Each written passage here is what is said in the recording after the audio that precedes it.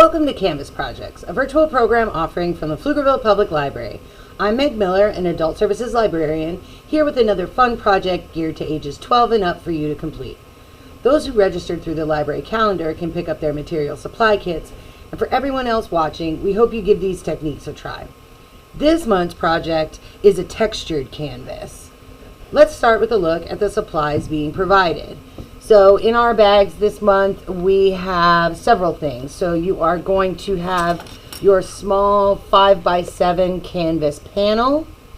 There are your paints, kind of a rainbowy set of colors. You will have a flat brush, a plastic spoon, a little skewery kind of thing, wooden skewer, and then a 4-ounce container filled with some spackling material inside a little snack bag. Now these two pieces weren't listed on our materials. They were some extras I saw lying around, and I thought they'd be good tools for spreading our material onto the canvas. For this particular project, you will also likely want a little bit of water to clean your brush in between colors and some paper towel.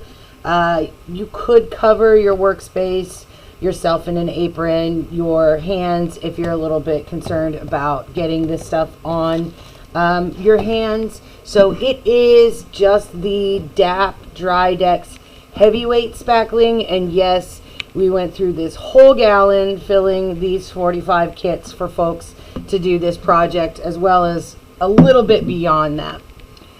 Paint color wise, for the most part, we are still working through our Shuttle Art acrylic paint set.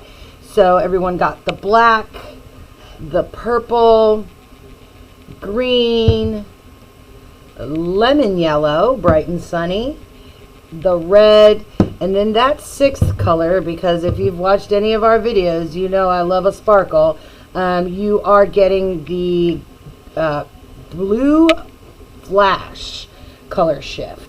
So as our blue color, a little bit different from the paint colors in our example project, and as well, if you've got other paints around, you're welcome to use that. If you've got other brushes, you're welcome to use that.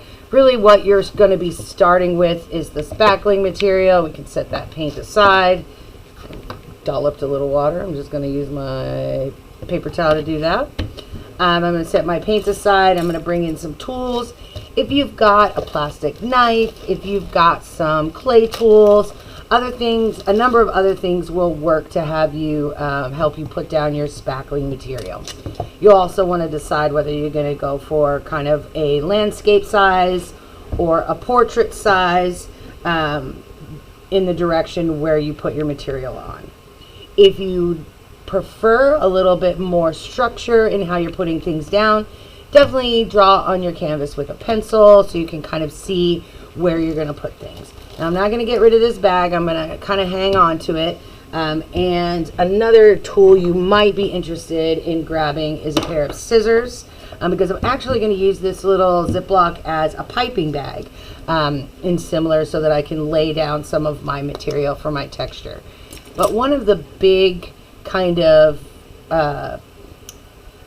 techniques I wanted to try with this one will get your spoon into play. So I'm just getting a little bit of that spackling material on the back of the spoon because I want to create this kind of floral. So there's my example, and there's my little flower, and I did do just a little bit of spackle on the back of the spoon, lay it down, kind of pull it together, and then pull through. So I'm getting that little bit of a petal look.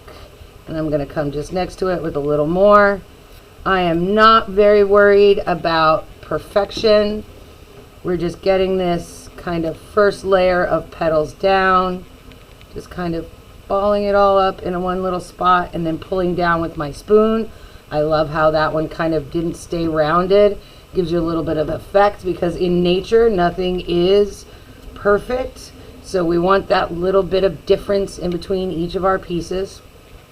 You also see I'm leaving kind of a hole in the middle. I have a couple of options. I could, now this one's a little bit smaller than my original one, so I really don't have a ton of room to do kind of a next layer of petals, but I can kind of come in here with that spoon and pull things through. And so that is one way to build up your texture on your canvas. I can also use our little guy here and just bring in, I like that little look of butterfly. Now this I'm kind of doing as a kind of a nature scene. You know, we've got flowers. This one here has a butterfly, but this type of project works beautifully with abstract or more of a kind of just shapes project. So I'm going to take this spackle and just, again, using my spoon, I'm going to put it right down into my little bag. I don't even have to touch it. I can just use my thumb to pull that right off the spoon. Right there. All right. I'll bring down to my corner. I'm going to take my scissors. I'm going to cut off just a smidge of that bag right there. So just the tiny corner of that bag is cut off. I bring that spackling material down here into the corner, and I can just slowly drag along, because if I go too fast, I don't really get it to lay down on my canvas, which I can just come right back through, right up there, kind of pushing down minimally so that it gets into the weave of the canvas itself. Just bringing those kind of lines through. I'm going to bring that right up behind my flower here. And then right around this side. I can even do flowers with this piping technique. Just take what's here and kind of build on it. Oh, that's so fun. I am going to come and bring one here. Another one here. I've still got a fair amount of material in my bag, so I can just drop down some little dots here as a confetti look to my textured canvas. I could do a heart where I'm just kind of putting out a bit on one side and then coming down on the middle there. It's a stretch that's a solid heart, but then that's what my other tools are for. I can come back here with my skewer and kind of manipulate that material and move it around, remove some if I wanted to. You're seeing this material is pink as I lay it down. This, if you've ever worked with any of this material, this is that DAP color change, so that you'll know when your spackling has dried, when it is completely white. And depending on the thickness of what you've laid down, it's not going to take too long to dry out. So there's just some super basic shapes, kind of dotting, polka dotting, laying down the flowers. I can come back in here and bring a little smoothness to the center of my flower there. Some of these, we'll see, let me rotate a little bit. You see they're kind of piled up pretty high. I'm just going to use my finger to drop those back down. It'll allow it to dry out a little bit faster, and I won't have to worry as I paint over it that it's a little too much. So for this particular project, you are going to have to, at this stage, either pause the video or come back in a little bit, because you're going to need to take your canvas and set it somewhere to dry. Little one there as well, making sure I'm kind of not off my edge. So I'm going to set this aside to dry. Magic of video, I have this is actually a 6x8 that was a leftover. So we can see now that I've done something similar where I've got my flowers laid down, I gave some leaves, as well as some little speckles falling. These have all turned white, so I know that they have dried out and are ready to go. So at this stage, I can get my paints, my paintbrush, and my water so that I am ready to paint. Just going to open my little paint pots.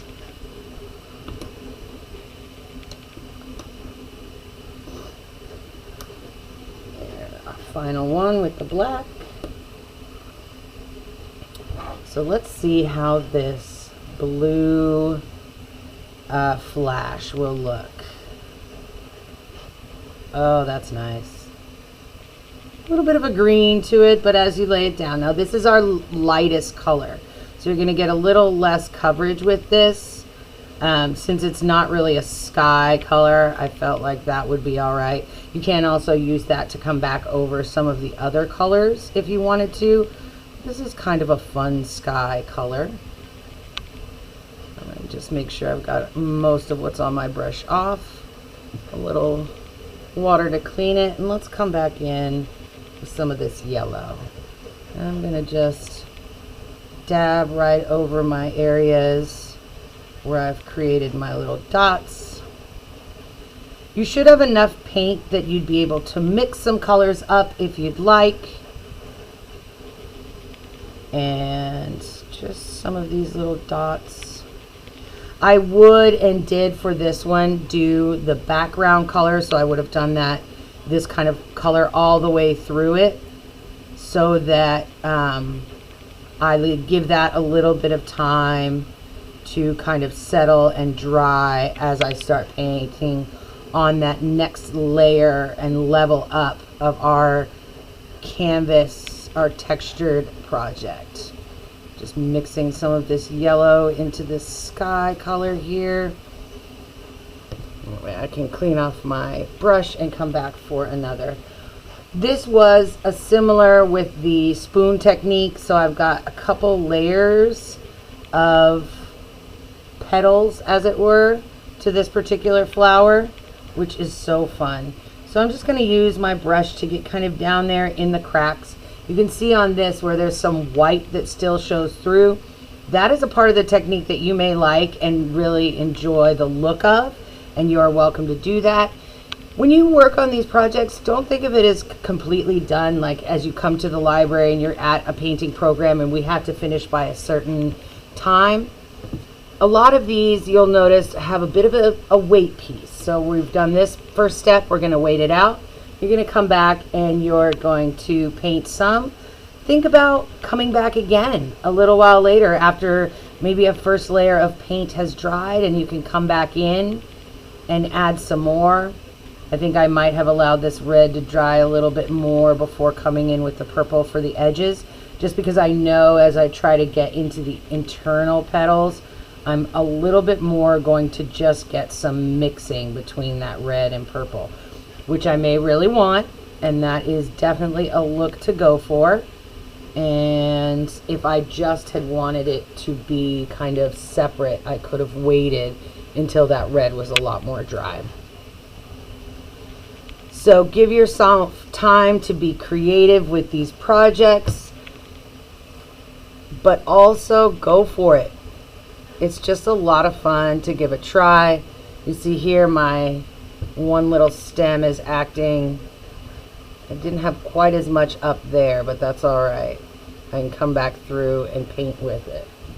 So, as always, we thank you for watching and would love to see your completed textured canvas projects. And we look forward to next month's crafts.